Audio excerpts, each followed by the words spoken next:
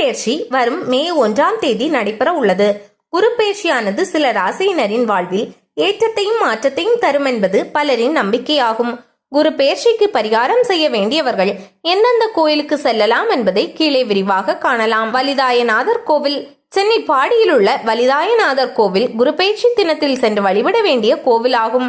பரிகாரம் செய்ய வேண்டும் என்று நினைப்பவர்கள் இந்த கோயிலுக்கு சென்று வழிபடுவது நல்லது ஆகும். இந்த கோவில் குரு பகவான் வழிபட்ட தலம் என்று புராணங்களில் கூறப்படுகிறது. இந்த தலமானது குரு பகவானுக்கு மிக சிறந்த பரிகார தலம் என்று புராணங்கள் கூறுகிறது. தஞ்சாவூர் வசிஷ்டேஸ்வரர் கோவில். தஞ்சாவூரிலிருந்து 10 கிலோமீட்டர் தொலைவில் அமைந்துள்ளது திட்டை வசிஷ்டேஸ்வரர் கோவில். இந்த கோயிலில் தேவாரம் பாடல் பெற்றுள்ளதாக புராணங்களில் கூறப்படுகிறது. மங்களாம்பிகை சமேத வசிஷ்டேஸ்வராக சிவபெருமானும் பார்வதி தேவியும் காட்சி தரும் இந்த கோலத்தில் இவர்கள் இருவருக்கும் நடுவில் நின்ற கோலத்தில் குரு பகவான் ராஜகுருவாக காட்சி தருகிறார். தோஷங்கள் நீங்க இந்த கோயிலில் உள்ள மங்களாம்பிகை சமேத வசிஷ்டேஸ்வரருடன் காட்சி தரும் குரு பகவானை வணங்கினால் நன்மை பயக்கும் என்பது நம்பிக்கை. திருவாரூர் ஆலங்குடி ஆபத் சகாயேஸ்வரர் கோவில். திருவாரூர் மாவட்டத்தில் உள்ள ஆலங்குடி ஆபத் சகாயேஸ்வரர் கோவில் மிக சிறந்த குரு பரிகார தலமாகும். இங்கு தட்சணாமூர்த்தியாக குரு பகவான் காட்சி தருகிறார். குரு பகவான் தனது சீடர்களுக்கு 24 அட்சர மந்திரத்தை உபதேசித்த காரணத்தால் இங்கு தட்சணாமூர்த்தியை 24 முறை வலம் வந்து 24 தீபங்கள் ஏற்றி வழிபட்டால் தோஷங்கள் நீங்கும் என்பது ஐதீகமாகும். குரு பகவானுக்கு உகந்த வியாழக்கிழமைகளில் குரு பகவானுக்கு மஞ்சள் நிற பட்டுடுத்தி முல்லை மலர்களால் அர்ச்சனை செய்வதும் சிறப்பு என்று கூறப்படுகிறது. மயிலாடுதுறை மயூரநாதர் கோவில். மயிலாடுதுறையில் அமைந்துள்ளது மயூரநாதர் கோவில்.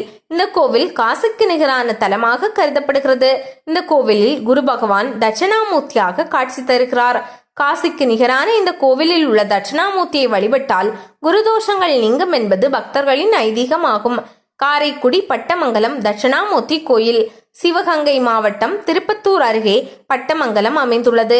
இங்கு குரு வடிவத்தில் சிவபெருமான் தோன்றி கார்த்திகை பெண்களின் சாபத்தை நீக்கியதாக ஸ்தல வரலாறு கூறுகிறது. இந்த கோயிலில் மட்டும் தட்சிணாமூர்த்தி கிழக்கு நோக்கி காட்சி தருகிறார். வியாழக்கிழமைகளில் இந்த கோயிலில் உள்ள தட்சிணாமூர்த்தியையும் அந்த கோயிலுக்கு பின்புறம் உள்ள ஆலமரத்தையும் வழிபட்டு 12 முறை வலம் வந்தால் குருதோஷங்கள் நீங்கும் என்பது ஐதீகமாகும். ஸ்ரீ வைகுண்டம் ஆழ்வார் திருநகரி. நவ திருப்பதிகளில் ஒன்றாக ஸ்ரீ வைகுண்டம் ஆழ்வார் திருநகரி கோவில் கருதப்படுகிறது. தூத்துக்குடி மாவட்டத்தில் இந்த கோவில் உள்ளது. நம்மாழ்வார் அவதரித்த இந்த கோவிலில் குருவாக ஆதிநாத பெருமாள் காட்சி தருகிறார். அவரை வணங்கினால் குருதோஷங்கள் நீங்கும் என்பது நம்பிக்கையாகும். திருச்செந்தூர் முருகன் கோவில். அறுபடை வீடுகளில் ஒன்றான புகழ்பெற்ற திருச்செந்தூர் முருகன் கோவிலில் குரு பகவான் மேதா தட்சணாமூர்த்தியாக காட்சி தருகிறார். முருகப்பெருமானை வணங்கி இவரையும் வணங்குவதால் ஏராளமான நன்மைகள் நமக்கு கிட்டும் என்பது பக்தர்களின் பூரண நம்பிக்கை ஆகும். வல்லநாடு கைலாசநாதர் கோவில். தூத்துக்குடி மாவட்டத்தில் அமைந்துள்ளது வல்லநாடு. இங்குள்ள முரப்ப நாட்டில் இந்த கோவில் உள்ளது. நவ கைலாயங்களில் ஒன்றான இந்த கோயிலில் குருவின் அம்சமாக கைலாசநாதர் உள்ளார். இவரை வணங்குவதால் குருதோஷங்கள் நீங்கும் என்பது நம்பிக்கையாகும். மேலே கூறிய கோயில்களுக்கு செல்ல முடியாதவர்கள் அருகில் உள்ள கோயில்களுக்கு சென்று அங்குள்ள தட்சணாமூர்த்தியை வணங்குவதும் சிறப்பாகும்.